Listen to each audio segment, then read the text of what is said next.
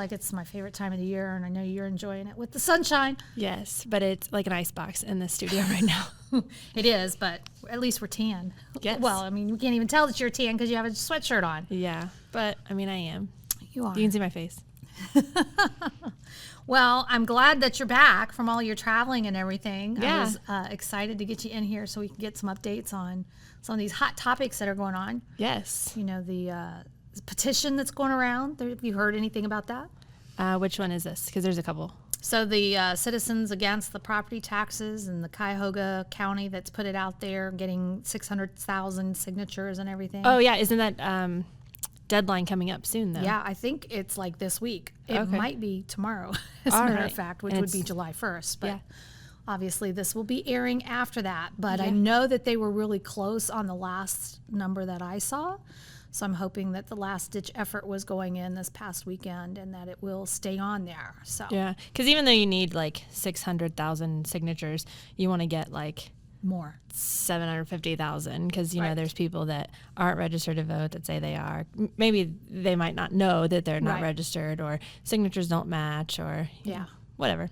Usually that's because somebody's moved and forgot to update their voter registration. And so Yeah. that almost always catches people too. But Yeah. So this is the one where basically citizens are like, we're not waiting on you, Congress people of Ohio, anymore. You have way too many bills pending. Let's just put it on there and eliminate property taxes. Yeah, and more importantly, that you've had 3 years to try to address this, and every year you have all of these bills and nothing ever goes through. So if you can't make a decision and streamline the bills that come in to make the better option for us, then the people are going to put forth something and at least have a vote on it. Yeah. So Ohio has done their budget, which is also a part of this, is that the budget has to be set so that people can know how schools are going to be taken care of. And the property taxes are what fund a lot of things. And so there's a lot of misinformation going around out there right now. Mm-hmm.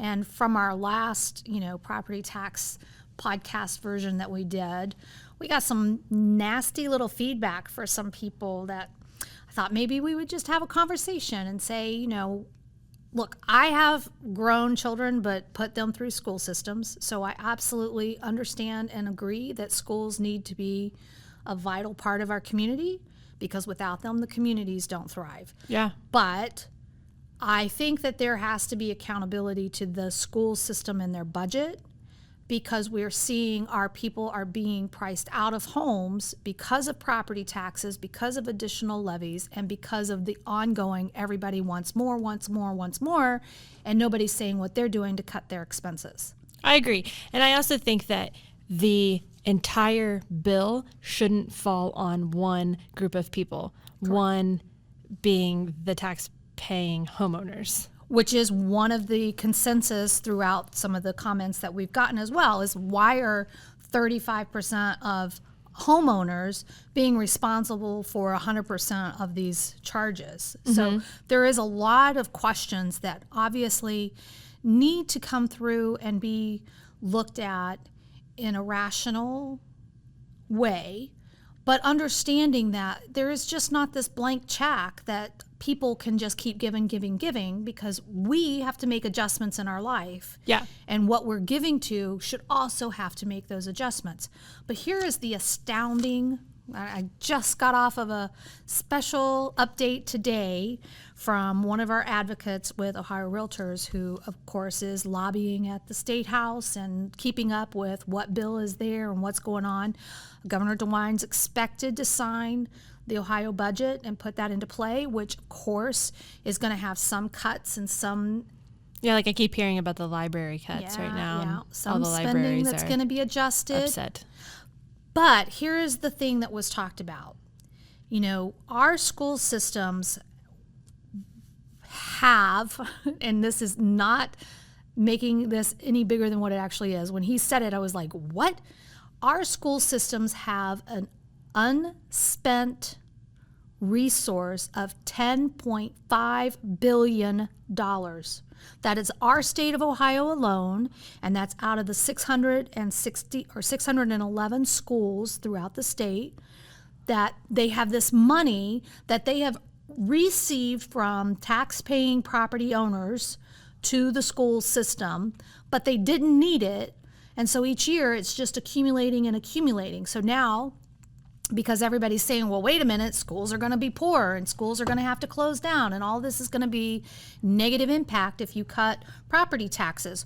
Well, what about that $10.5 billion you have in your resources?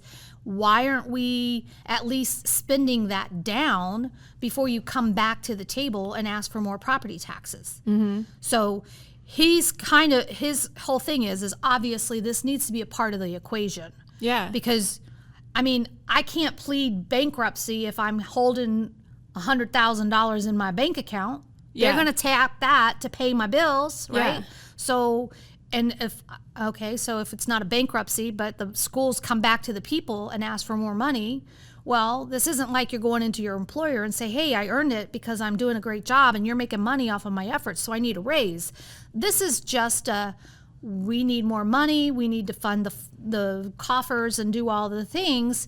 And so just keep raising, or in this instance with property taxes, property tax values keep going up. Therefore, they get a bigger part of that nut, right? So they get more money because the values have increased instead of that being capped where the homeowners get some relief and some benefit.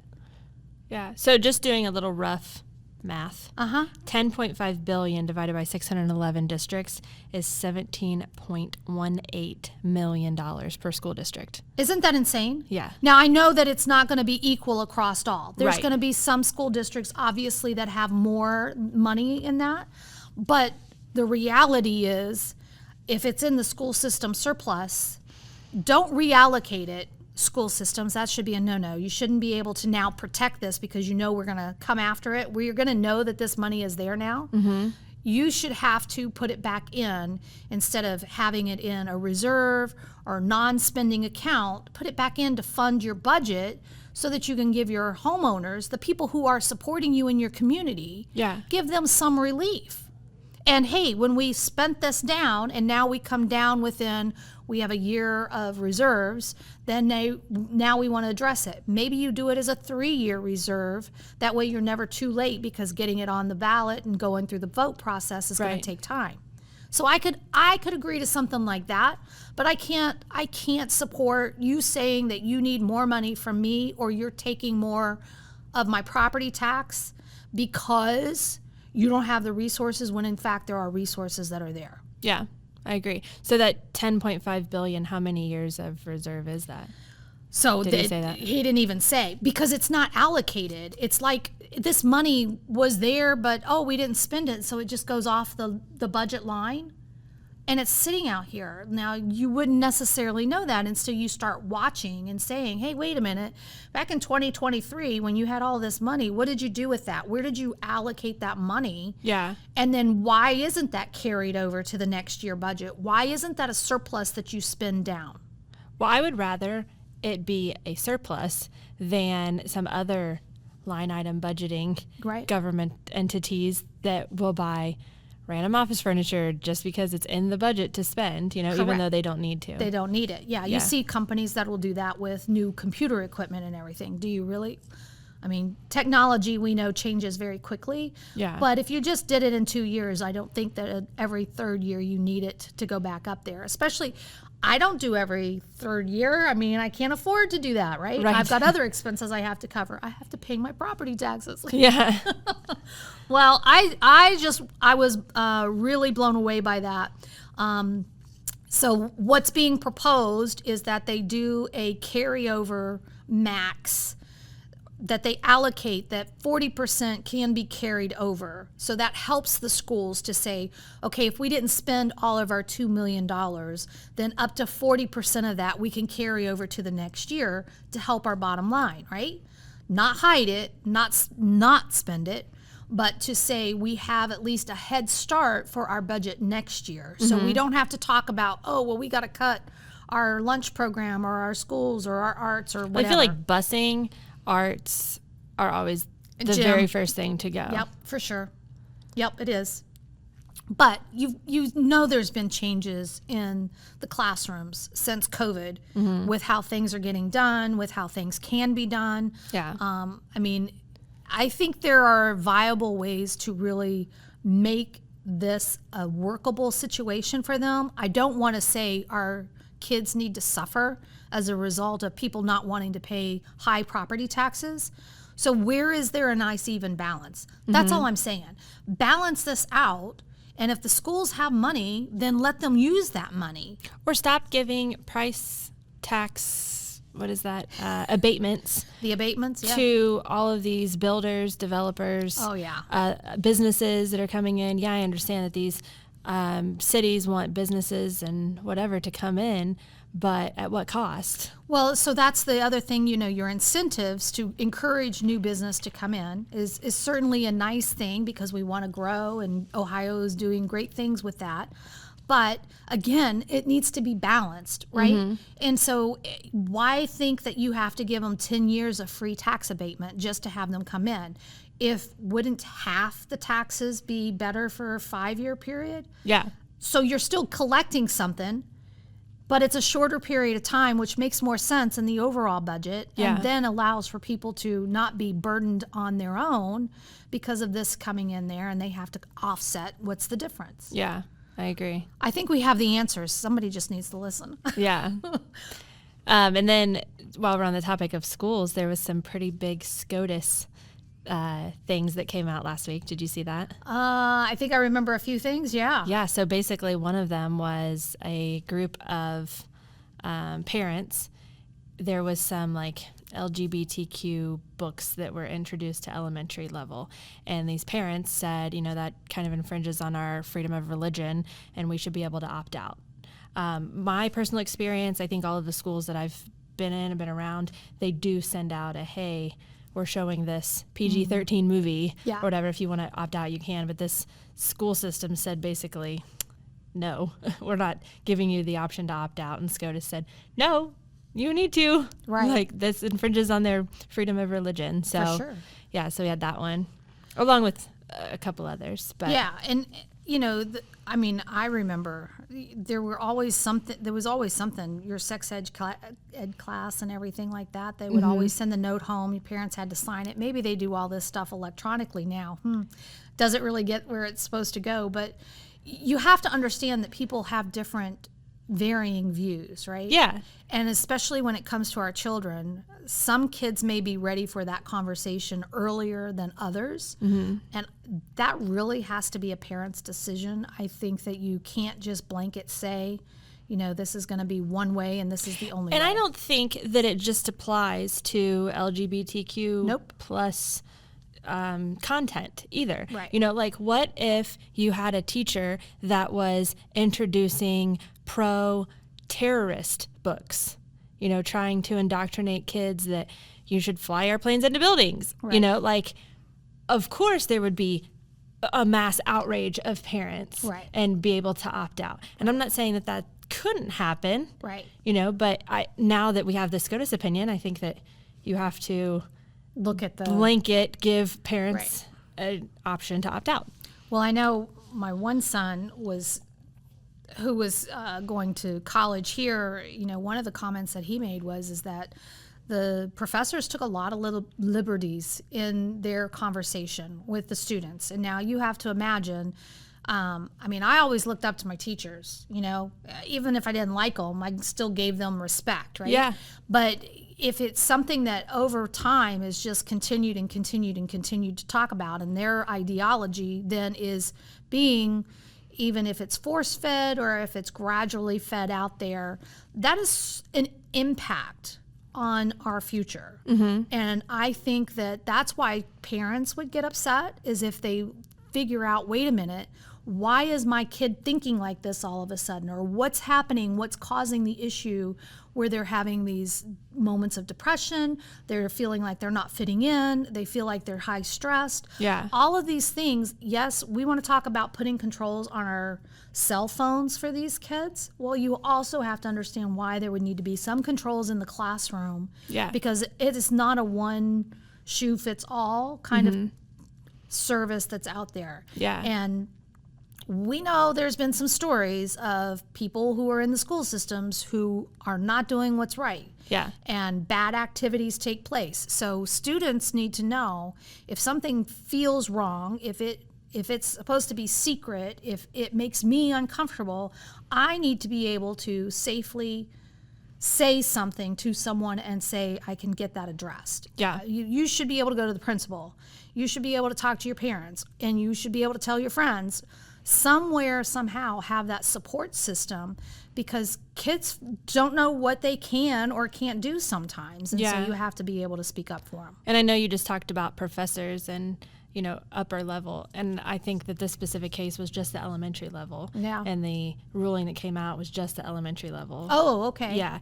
But I think that the older you get, the more lax that it does get, because kids can make decisions for themselves. Well, and so you would think, of course, college age would be adults maybe as well. But I was surprised that he was put off by some of the comments and and he just let it go. But if you have issues, if you are struggling with your own identity or what do I believe, heck, any of us are susceptible to it, right? Yeah. And so when you talk about R-rated, X-rated content, that goes into the next Supreme Court decision that came out last week. Was there was a group of free speech people that basically said for X-rated websites, you have to verify that you're 18 years old, and they were like, we shouldn't have that, and the Supreme Court was like, yes, we should. Oh my gosh. Yeah. Doesn't that make sense? Personally, I think that's a valid thing to have. Yeah. I have to confirm my age when I go on, even as a business, anything. I'm confirming my age. Now, is there any real valid check to that? I mean, I could put whatever year, right? Yeah. But and I think on websites that I've seen is breweries, you have to confirm that you're 21 to look at the content. Obviously, I don't know about OnlyFans, but other X-rated. We're getting into some topics we don't want to admit. Or No, I mean, and even they said if the opinion would have gone the other way, what about social media? Right. Because you can get into all kinds of private groups and all the stuff. Yeah. For sure. And I agree with that. I think it's a protection especially because of the child trafficking that's going on online. That people go in and they say that they're a teenager and they're not. Yeah. There's some 40-year-old person somewhere. And I mean, so I recently renewed my passport.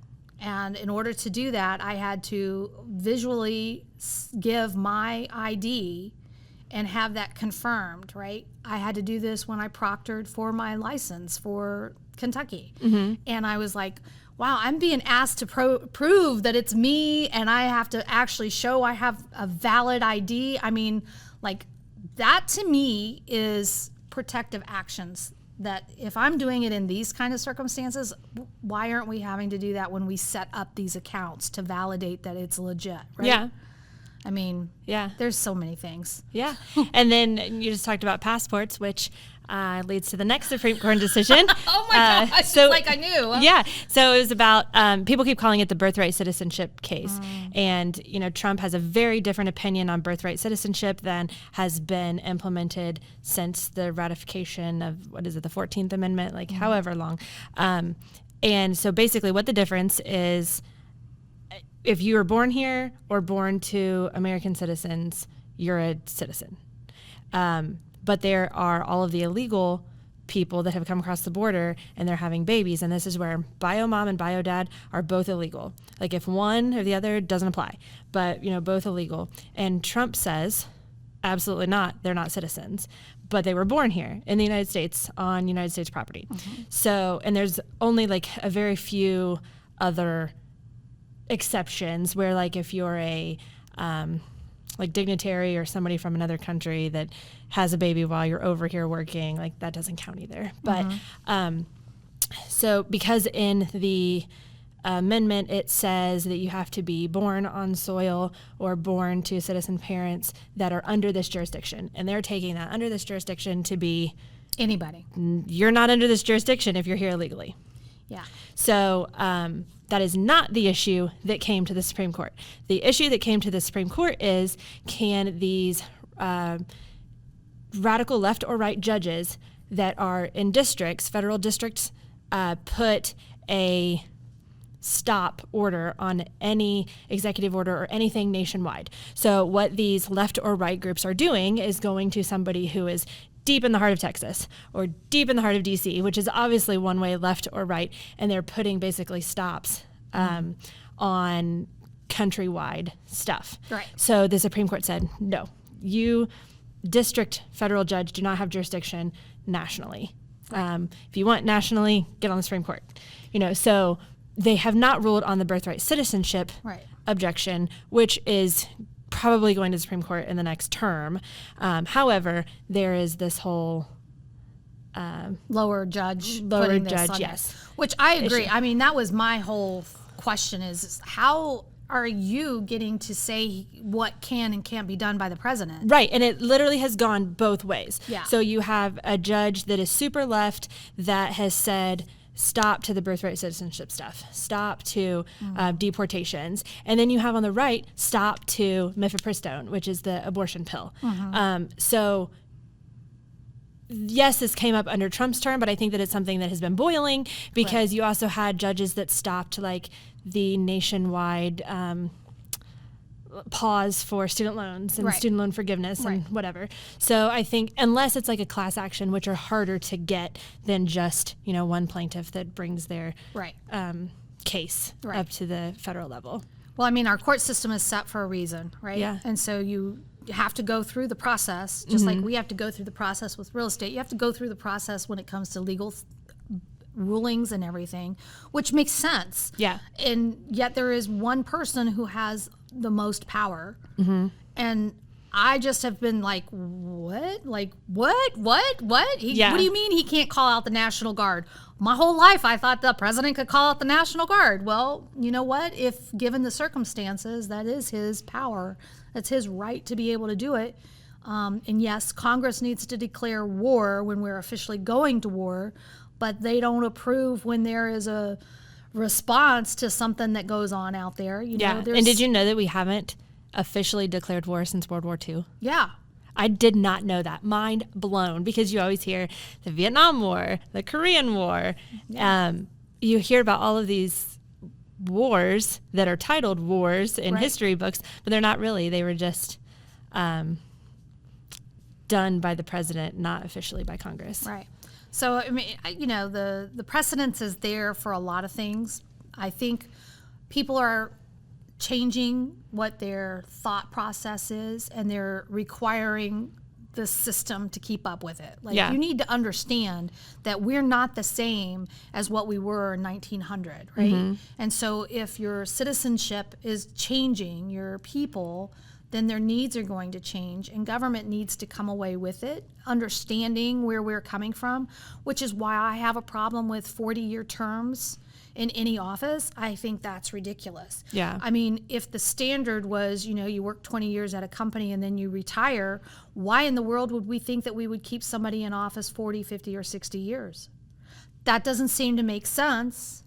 And I mean, that even goes to Supreme Court, who those justices are there for the balance of their life. Well, that seems weird. Don't agree with that on the Supreme Court, because they're literally the checks and balances. Yeah. And if you have, that's when you get the partisanship to come in. And if you've seen the Supreme Court now, it is clearly, the Thomas Gorsuch right, and then you have the Jackson Sotomayor left, and then you have kind of the newbies that have gone right in the middle, with Kavanaugh and Barrett, and they kind of sometimes side on the left, sometimes side on the right. They're more middle, and they're Trump appointees, obviously. Yeah. But if you get into terms with them, I think we would see a lot more of a divided court, especially like unelected judges versus elected judges. So how old was our oldest Supreme Court justice? It was like 90. They can retire at any time. Right. So, so if they choose to retire, it's okay. You're saying not to have a term limit on it. Correct. I mean, just for the justices of the Supreme Court. I mean, that is the highest. You can't go anywhere. Right. If you don't like the ruling that they gave, you can't go anywhere else. You can bring it in another action, in a different case, but they rule. Yeah.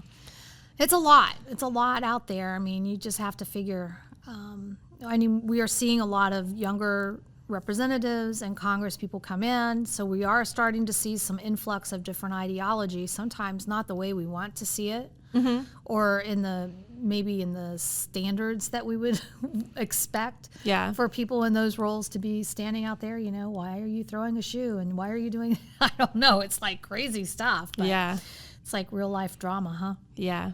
So that's kind of a update on some big events in the news on a local, state, and federal level. And we will see how it rolls out with governor and the bill of the budget. But I think that was going to pass. They were talking that for sure that was going to happen. But they were trying to give that rationale for some of these things that people were really up in arms about, and maybe not having all the information. I don't claim to have all the information either. Yeah. You always come in with a little more insight on some things. So that's what we hope to give to you as our viewers, is that, if you're wondering about it, maybe now you'll go look it up, and hopefully we'll get good news here, and some property tax relief would be nice. Yes. But I did see that Morgan Stanley came out and said that they think that interest rates will be back to 2.5% next year after 7 cuts from the Federal Reserve. And I'm like, I'll believe it when I see it. Because they said that there was going to be like 5 or 6 cuts last year and this year, and we've seen none. Yeah. Maybe one so far. Yeah. So, I mean, in the industry, we've said we will never go back to 3%. Yeah. I don't know that it's realistic to think that we would have to.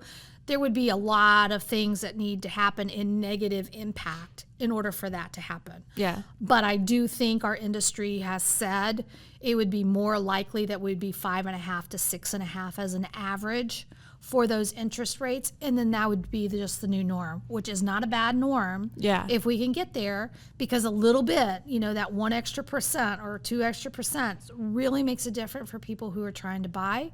But more importantly is talking about wages that people are earning and the cost of everything that we have. And you start doing your budget, and you're looking at this, and everything has escalated up until everything starts backing back down. Yes, companies need to charge less sometimes. Maybe that will help.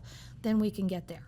Wages have to go up or prices have to come down. Yeah. So, and right now we're kind of stuck in limbo where prices are up, wages are down. Yep. And that's why people interest rates are still up. So people are doing side hustles, all the gigs they can, and trying to make ends meet. So until we get some relief on whatever front that is, then that's going to be kind of like, well, we'll see what happens. Yeah.